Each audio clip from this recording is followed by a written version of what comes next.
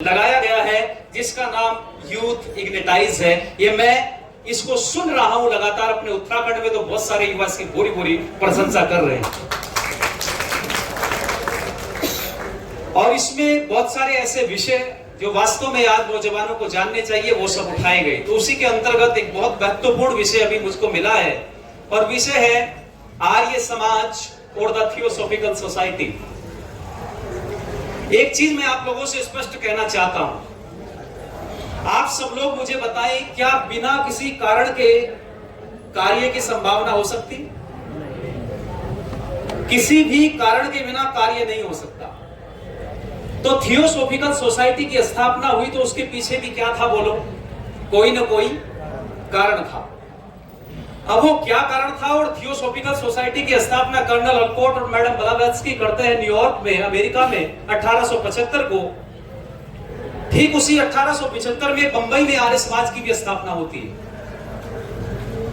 तो दोनों जगह पर जब मैंने एनालिसिस किया, मैंने स्टडी किया, थियोसॉफी का एक बहुत बड़ा साहित्य है, उसको आप लोग पढ़ेंगे और बहुत सारे विचारकों के लेख भी पढ़ेंगे और स्वामी दयानंद सरस्वती का जो पत्राचार हुआ है उसको भी पढ़ने के बाद में, बहुत सारा अध्ययन करने के बाद में, जो निर्णय मैं आप लोगों को बताने का प्रयास कर रहा हूं दो शब्दों में, कि इधर स्वामी दयानंद सरस्वती देख रहे थे कि सृष्टि के आदि से लेकर के और महाभारत काल तक, यानी 1,96,8,53,126 वर्षों में से मात्र 5200 वर्षों का कालखंड आप लोग अलग निकाल दें, जितना भी पूरा कालखंड बचता है उस पूरे कालखंड पर इस पूरे विश्व में एक ईश्वर होता था, एक पुस्तक होती थी और वो ईश्वर कोई साकार नहीं था, वो अवतार लेने वाला नहीं था, वो रूप धारण करने वाला नहीं था। वो ईश्वर कैसा था बोलो?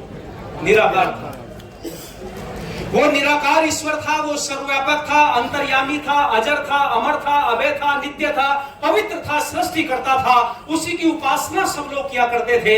ऐसी वेद की व्यवस्था और ईश्वर के संबंध में प्रचार इस भारत देश के अंदर होता था।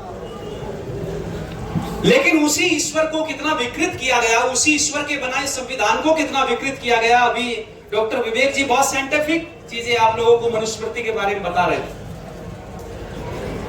हमारे तमाम ग्रंथों को किस तरीके से विकृत करने का काम किया गया और ये जो महान हानि भारत देश की हो रही थी, इसी हानि को ठीक करने के लिए स्वामी दयानंद ने आर्य समाज की बोलो स्थापना की।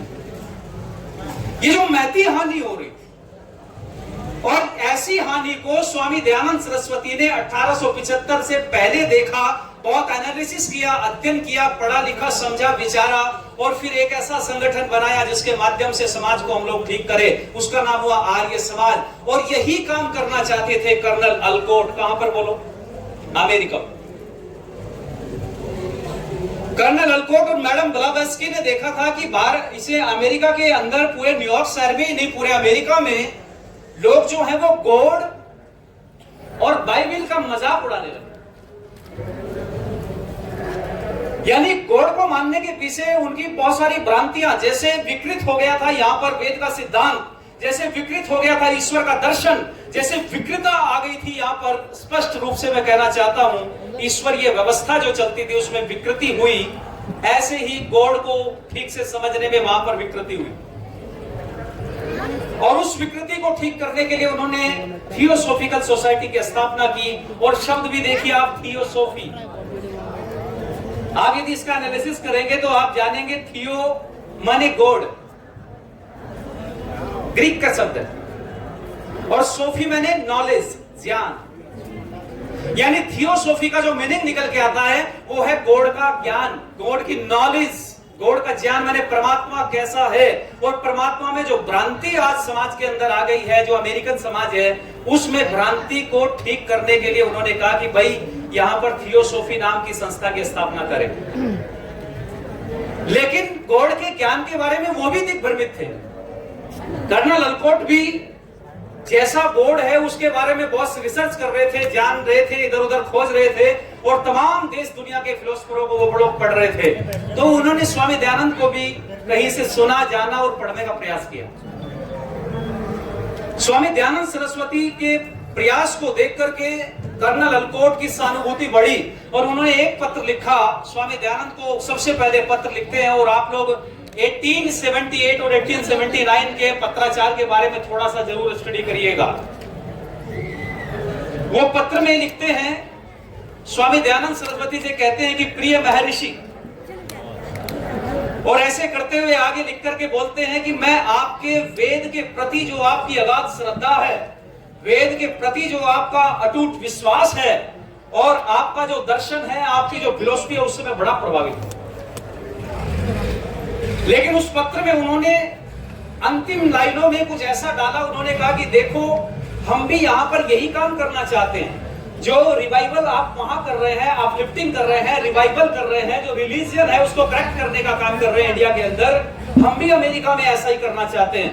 और हम ये चाहते हैं कि यहां पर भी ये व्यवस्था लागू हो कि ईश्वर एक हो और उसका स्वरूप वेद के अनुसार हो। लेकिन उन्होंने कहा कि हमारे पास इससे अतिरिक्त ज्ञान भी है। अब वो जो लाइन उन्होंने लिखी है कि हमारे पास अतिरिक्त ज्ञान क्या है, मैडम ब्लावत्स्की ने कहा कि मुझे मौर्य और गुप्त मुझे ऐसे संदेश भेजते हैं और उन संदेशों को से मुझे ऊर्जा मिलती है, शक्ति मिलती है, और उन संदेशों को भी मैं लगातार प्राप्त करती हूं और उनके आधार पर हम आपको बहुत कुछ दे सकते हैं, सिखा सकते हैं। ऐसा कुछ भाषा उस पत्र के अंदर उन्होंने अपनी तरफ से डाली, यानी स्वामी दयानंद की भी प्रशंसा की और साथ ही साथ अपना उद्देश्य भी प्रकट कर दिया। अब स्वामी दयानंद सरस्वती ने कहा कि थियोसॉफिकल सोसाइटी वो चाहते थे कर्नल वॉलकॉट और मैडम ब्लावत्स्की स्वामी दयानंद से मिलना भारत देश के अंदर। लेकिन आप विचार करके देखो, स्वामी दयानंद सरस्वती का पत्र जाता है कर्नल वॉलकॉट को न्यूयॉर्क में और कहते हैं कि मिलिए, आप मिलने से कोई समस्या नहीं, आपत्ति नहीं है। लेकिन आप ये जो गुप्त ज्ञान की चर्चा कर रहे हैं, आप ये जो बता रहे हैं कि ऐसा विशेष ज्ञान मुझे कहीं से प्राप्त होता है, ऐसी उलूल जुलूल तरह की बातें जो पाखंड अंधविश्वास से जनित बातें होती हैं, उनमें लेश मात्र भी मेरा विश्वास नहीं है। मैं तो केवल एक ही प्रमाण मानता हूं, और प्रमाण क्या है बोलो? वेद। मैं वेद को है पौरुषेय मानता हूं। बाकी तमाम ग्रंथ जो दुनिया के जितने हैं वो सब पौरुषेय हो सकते हैं, लेकिन वेद केवल अपौरुषेय है। मैं वेद को प्रमाण मानता हूं। वेद से इत्र लेश मात्र भी किसी भी चर्चा पर मुझे विश्वास नहीं है, मैं उसको प्रमाण मान करके चलूंगा। यदि आप कंप्लीटली वेद को मेरे साथ मिलकर के फॉलो करते हैं और इसका प्रचार करते हैं तो आप आर्यसवाद में मिल सकते हैं। पर आप जानते हैं कर्नल वॉलकॉट इंडिया आए और 4 वर्षों तक बहुत स्टडी उन्होंने यहाँ पे आके किया। एक चीज और मैं आपको बताना चाहता हूँ विशेष रूप से, कि जब कर्नल वॉलकॉट और मैडम ब्लावत्स्की भारत देश में आए तो यहाँ करके उन्होंने देखा कि भारतीयों का जो दर्शन है वो बहुत ऊंचा है। इन भारतवासियों की फिलॉसफी बहुत ऊंची, इन भारतवासियों का अध्यात्म बहुत ऊंचा है, इन भारतवासियों का जीवन दर्शन बहुत ऊंचा है, इन भारतवासियों के अंदर समन्वय की भावना है। यहाँ सर्वे भवन्तु सुखिनः सर्वे सन्तु निरामया की भावना है। लेकिन उन्होंने मन में विचार किया कि जैसे भारतीय हैं, इसके विपरीत प्रचार अमेरिका में भारतीयों का होता है। और आप जानेंगे वो क्या लिखते हैं? वो कहते हैं कि अमेरिका में भारतीयों के लिए ऐसा प्रचार किया जाता है, वो कहते हैं कि India is the country of the Coolidge. ये जो भारत देश है वो किनका देश है? कूलियों का देश है, कूली। मैंने घोड़ों की मालिश करने के लिए चाहिए तो वो भारत से मंगाइए, लीद उठाने के लिए चाहिए तो भारत से मंगाइए, पॉलिश कराने के लिए चाहिए तो भारत से मंगाइए, सेवा करने के लिए चाहिए तो भारत से मंगाइए। इस तरीके की विचारधारा अंग्रेजों के यहाँ अमेरिका में और पूरे ब्रिटेन में और पूरे यूरोप में ये धारणा भारत देश के अंदर के लोगों के प्रति वहां पर फैलाई जा रही थी। और वो आश्चर्यचकित होते हैं, हो कितना बड़ा ज्ञान, कितनी बड़ी नॉलेज, कितनी बड़ी विद्या और इतनी बड़ी फिलॉसफी भारतीयों के पास में। अद्भुत। स्वामी दयानंद से के बारे में जानकर के बड़े प्रभावित, बहुत ज्यादा अट्रैक्ट किया स्वामी दयानंद सरस्वती ने। आप विचार करके आप लोग देखें फिर उड़ाव कैसे हुआ। तो स्वामी दयानंद ने कहा कि देखो भैया, हम वेद के अनुसार अपना जीवन चलाना चाहते हैं, लेकिन कर्नल वॉलकॉट और मैडम ब्लावत्स्की का कहना था कि देखिए वेद की भी हम बातें मानते हैं, पर जो यूरोपियन फिलोसफर हैं उनके सिद्धांत को भी जोड़ना पड़ेगा। जो गुप्त साम्राज्य है पूरा का पूरा, ये जो बौद्धिस्ट लोग हैं, इनके सारे दर्शनों को भी बीच में जोड़ना पड़ेगा। तो तमाम तरह की बातें, तमाम तरह की चीजें वो जोड़ करके लेकर के चलना चाहते थे। मैंने कहीं का ईंट कहीं का रोड़ा और भानुमति ने कुनबा जोड़ा। ये कहानी कर्नल वॉलकॉट और मैडम ब्लावत्स्की दयानंद के साथ करना चाहते थे। पर वो तो ऐसे निडर ऋषि थे, ऐसा महान व्यक्तित्व स्वामी दयानंद थे। उन्होंने तो एकलिंग महादेव की गद्दी एक झटके में ठुकरा दी। एकलिंग का कोई छोटा मोटा साम्राज्य था, आप विचार करके देखो राजस्थान में कितनी बड़ी गद्दी, अरबों की संपत्ति, खरबों की संपत्ति जिसके पास में हो, एक चुटकी में ठुकरा दी है। बड़े से बड़े राजाओं के प्रलोभन स्वामी दयानंद सरस्वती ने एक पल में ठुकरा दिए हैं। वो लेस मात्र भी वेद के साथ में समझौता करने वाले बोलो, स्वामी दयानंद समझौता नहीं करना चाहते। और यही कारण रहा कि स्वामी दयानंद ने फिर थियोसॉफिकल सोसाइटी जो काम कर रही थी, वो कर्नल अलकोट और मैडम ब्लावत्स्की यहां से अपने वापस न्यूयॉर्क चले गए। फिर ब्रिटेन की एक महिला, लंदन की जो इंग्लिश महिला थी और वो भारत देश में आती है, जिनका नाम था एनी बेसेंट। और एनी बेसेंट ने आकर के थियोसॉफी का बहुत ज्यादा प्रचार प्रसार किया। दूसरी दिशा की तरफ थियोसॉफी गया, मैं उस तरफ नहीं जाना चाहता, लेकिन आप लोगों से सिर्फ इतना निवेदन करना चाहता हूं कि स्वामी दयानंद सरस्वती ने कभी भी असत्य के साथ समझौता बोलो नहीं किया। स्वामी दयानंद सरस्वती चाहते थे कि वेद का प्रचार प्रसार दुनिया में हो, वेद सत्य का सिद्धांत दुनिया के अंदर जाए, और वो सिद्धांत जाए जिसके आधार पर लोगों में सुख और चैन बढ़े। क्योंकि स्वामी दयानंद सरस्वती ने वेद का एक मंत्र उस पर बड़ा आचरण किया।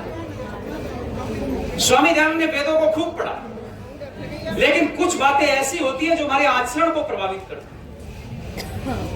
आप जानते हैं ऋग्वेद में 9वें मंडल के 63वें अध्याय का एक 5वां मंत्र है, और उस मंत्र में क्या कहा जाता है कि इंद्रम वर्धन्तो अप्तुर कृणवन्तो विश्वमार्यम अपघनन्तो अरावणा। और आप स्वामी दयानंद सरस्वती का पूरा जीवन चरित्र उठा के देखेंगे, यहां तक कि उनका बलिदान भी, ये कंप्लीटली जो स्वामी दयानंद का वो इसी वाक्य पर काम करता है, इसी वाक्य को एग्जिस्ट करता है। स्वामी दयानंद के जीवन में ये वाक्य झलकता है, कौन सा? कृणवंतो। स्वामी दयानंद सरस्वती केवल भारतीयों को ही आर्य नहीं बनाना चाहते थे, स्वामी दयानंद सरस्वती पूरे विश्व को आर्य बनाना चाहते थे। यही कारण था कि स्वामी दयानंद सरस्वती ने कर्नल अलकोट से कहा कि तुम इंग्लिश स्पीकिंग हो, अंग्रेजी पढ़े लिखे हो, अंग्रेजी को जानते और समझते हो, तुम अमेरिका में भी अंग्रेजी के माध्यम से वेद का प्रचार प्रसार करो, और जो काले अंग्रेज भारत देश के अंदर इंग्लिश स्पीकिंग है उनको भी करेक्ट करने का काम करो। ये स्वामी दयानंद सरस्वती चाहते, इसलिए समझौता किया, इसलिए समझौता किया। पर आप विचार करके देखो, इस समझौते को लोगों ने कहा कि स्वामी दयानंद ने तो ईसाई मिशनरी को भारत में आमंत्रित किया। आप देखिए कैसे तरोड़ा मरोड़ा जाता है, कैसे स्थितियां खराब की जाती हैं। इस तरीके से स्वामी दयानंद के बारे में भ्रामक प्रचार बहुत हुआ है, और ऐसे भ्रामक प्रचारों से हमें बचने की आवश्यकता है। बहुत सारे नौजवान सोशल मीडिया पर इसका प्रचार प्रसार कर रहे हैं। मैं आचार्य अनुज शास्त्री बहुत सत्यता पूर्वक और बहुत जिम्मेदारी के साथ में इस मंच से सारे नौजवान युवाओं से, पूरे देश के युवाओं से कहना चाहता हूं कि थियोसॉफिकल सोसाइटी के साथ स्वामी दयानंद के विचार इसलिए मिले थे क्योंकि कर्नल अलकोट कहते थे कि मैं वेद के माध्यम से ईश्वर को अमेरिका में प्रसारित करना चाहता हूं, आपके सिद्धांत को दुनिया में ले जाना चाहता हूं। इसलिए स्वामी दयानंद मिले थे, और जब उन्होंने मानने से इनकार कर दिया तो एक सेकंड नहीं लगा, एक झटके में वो करार भी बोलो तोड़ करके स्वामी दयानंद ने रख दिया। इसलिए कैसे थे मेरे दयानंद, पीछे से मुझे संकेत आ रहा है समय का, कहने को तो बहुत कुछ मन करता है आप लोगों से, लेकिन फिर कभी समय मिलेगा, अवसर मिलेगा, बहुत सारी चर्चाएं हम लोग करेंगे। पिछले 13 वर्षों से मैं पूरे भारतवर्ष में घूम करके हम प्रचार प्रसार कर रहे हैं, नौजवानों को जगाने का, बेटियों को इस वैदिक संस्कृति के साथ जोड़ने का हम काम कर रहे हैं। स्वामी दयानंद कैसे थे, बस 2-3 मिनट में अपनी बात समाप्त करता हूं। एक पंक्ति हमारे बहुत अच्छे मित्र हैं, आर्य समाज के बड़े अच्छे युवा विद्वान रणवीर शास्त्री जी, उन्होंने बड़ी सुंदर पंक्तियां लिखी थी, इस विषय से एग्जिस्ट कर रहे हैं। मैं पढ़ता हूं, आपके बीच में ध्यान से सुनेंगे कैसे थे ऋषिवर दयानंद। देव दयानंद का कर्जा है इस माटी के कण कण पे, देव दयानंद का कर्जा है इस माटी के कण कण पे, जिनके शब्दों की गुंजन है भारत माँ की धड़कन में। आज तुमको दिख रहा जो आसमान के तारों पे, उसने सारा जीवन काटा कांटों पे अंगारों पे। एक अकेला गरज रहा था पाखंडी ललकारों पे, जैसे जैसे शेर चिंगाड़ रहा हो लाखों भेड़ सियारों में, निज वेदना पर भी जिसके दिल में खाया खार नहीं, पर पीड़ा पर उसकी आंखों से खूनी जलधार बही, मैं अपने गीतों में उसकी धड़कन गाने निकला हूँ। ऋषिवर देव दयानंद की तुमको याद दिलाने निकला हूँ, अपने महापुरुषों की तुमको याद दिलाने।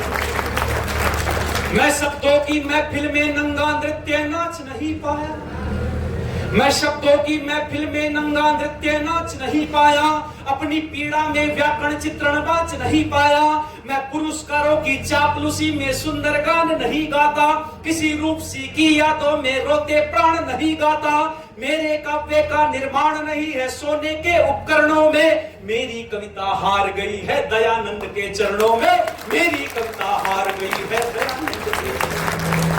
अब तो अपना एक एक अक्षर सन्यासी सा लगता है, आर्य समाज का एक एक मंदिर मथुरा का सी लगता है, ऋषि का एक एक पावन वाक्य मधुर जान सा लगता है, मुझको मेरा टंकारा भी पुण्य धाम सा लगता है, मुझको मेरा टंकारा भी पुण्य।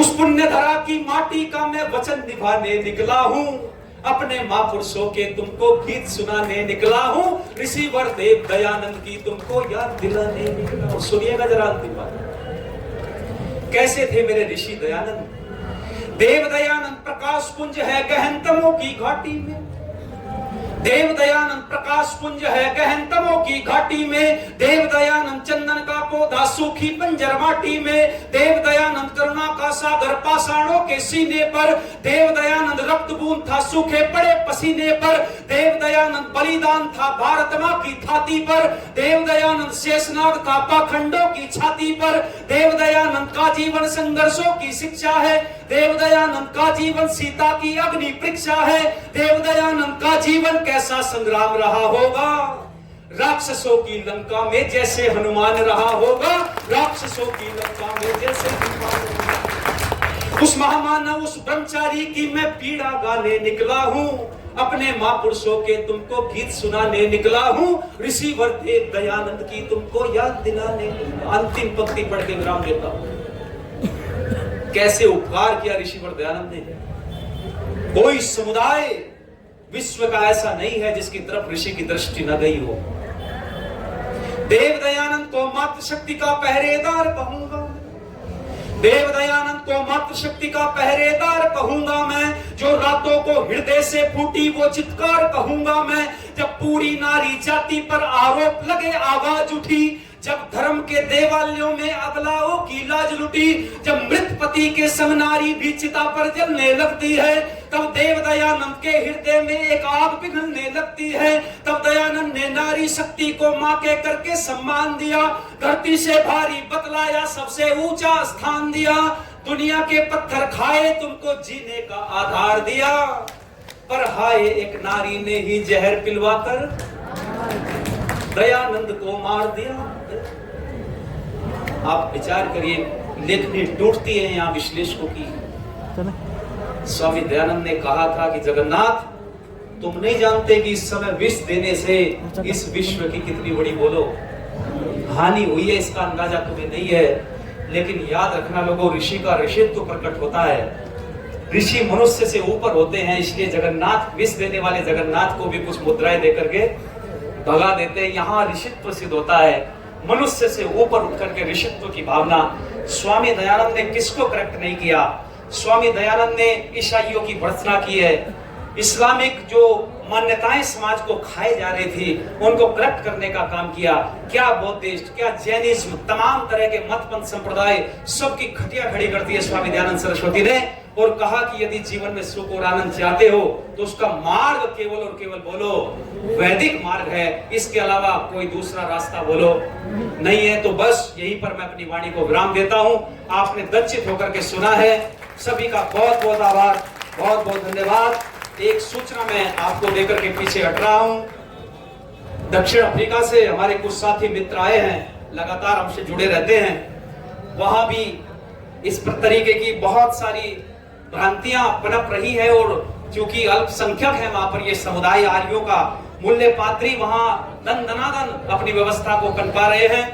तो यहाँ पर उनका ये मंतव्य है कि किसी तरीके से ये बात हमारी आर्यों के उन समूह तक पहुंचे जो संस्कृत और संस्कृति के लिए काम कर रहे हैं, वो किसी तरीके से सरकार तक ये बात पहुंचाए और सरकार हमारी दक्षिण अफ्रीका की सरकार तक ये बात पहुंचाए, ताकि वहां संस्कृत का एक ऐसा विश्वविद्यालय खुले जिससे वहां भी संस्कृति और संस्कारों का प्रचार हो, ऐसा इनकी धारणा है। तो मैं समझता हूं निश्चित रूपेण देश दुनिया ये वीडियो को देखेगी और इस बात पर विचार करेगी। इनका भी मैं धन्यवाद करता हूं, आभार देता हूं। और गुरुकुलीय परंपरा जो आज राष्ट्र में आगे की तरफ बढ़ रही है, इसको खूब आगे बढ़ाओ। विद्वान यदि आप लोगों के पास नहीं होंगे तो कहां संस्था तरक्की करेगी। इसलिए विद्वानों का निर्माण ज्यादा से ज्यादा होना चाहिए, विद्वानों के प्रशिक्षण की व्यवस्था ज्यादा से ज्यादा होनी चाहिए। ऐसे कार्यक्रम आप लोग आज आयोजित करें और हम सब लोग मिलकर के, हमारे श्रद्धेय आचार्य जी, यहाँ हमारे मार्गदर्शक ज्वलंत कुमार जी बैठे हुए हैं, तमाम विद्वान लोग देश के इस पर काम कर रहे हैं। तो ज्यादा से ज्यादा संख्या में हमारे विद्वान आगे बढ़ेंगे, तभी राष्ट्र का कल्याण होगा, भला होगा। और गुरुकुलों को दान देने वाले उन भामाशाह को भी मैं आज इस मंच पर याद करता हूं, महाशय धर्मपाल जी, जिन्होंने जाने कितने गुरुकुलों का पल्लव और पोषण किया है। ऐसे महान व्यक्तित्व को मैं स्मरण करता हूं। राजीव गुलाटी जो वर्तमान समय में इस राष्ट्र में भामाशाह की तरह गुरुकुलों को बढ़ाने का काम कर रहे हैं, उनको भी इस मंच से मैं नमन करता हूं। तमाम लोगों को जो किसी भी रूप में समाज को अच्छा बनाने का काम कर रहे हैं, सबको मैं धन्यवाद देता हूं। मेरे साथ मिलकर बोलेंगे, बोलो भारत माता की, आवाज नहीं आई यारियो, भारत माता की, भारत माता की, जय बोले शोभे, जय बोले शोभे, महर्षि देव दयानंद की। बहुत बहुत धन्यवाद, आभार।